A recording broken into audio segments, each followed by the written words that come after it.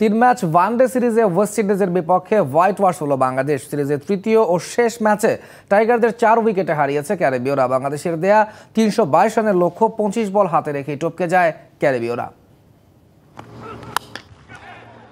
Warner পার্কে ক্যারিবীয়দের বিপক্ষে toss হেরে শুরুটা ভালো করতে পারেনি বাংলাদেশ। দলীয় 9 রানেই সাজঘরে ফেরেন তানজিদ তামিম। স্কোরবোর্ডে কোনো রান যোগ করতে পারেননি তিনি।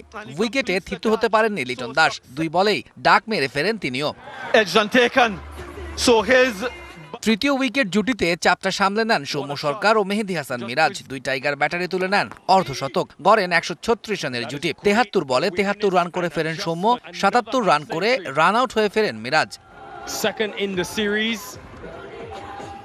আফিফ দ্রুত ফিরলেও ষষ্ঠ উইকেট জুটিতে 150 রান তোলেন মাহমুদুল্লাহ ও জাকের আলী। 63 বলে 84 রানে অপরাজিত থাকেন মাহমুদুল্লাহ ও 57 বলে হার না মানা 62 রানের ইনিংস খেলেন জাকের। আর তাতে নির্ধারিত ওভারে 5 উইকেট হারিয়ে 321 রান করে বাংলাদেশ। মাঠের অলরাউন্ডার আমি, আর ঘরের allrounder Tylox. Tylox toilet cleaner, clean মানেই টাইলক্স।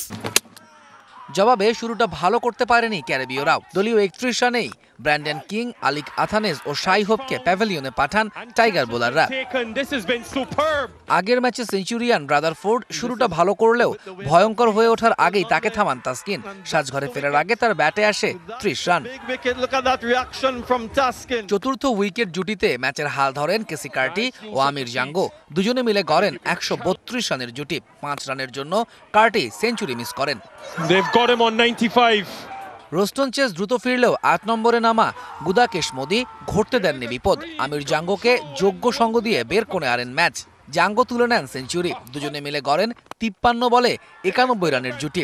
জাঙ্গো অপরাজিত থাকেন 104 রানে, আর মতি খেলেন হারনামানা 44 রানের ইনিংস। আর তাতে 4 উইকেট ও 25 বল হাতে রেখেই ম্যাচ জিতে নেয় ওয়েস্ট ইন্ডিজ।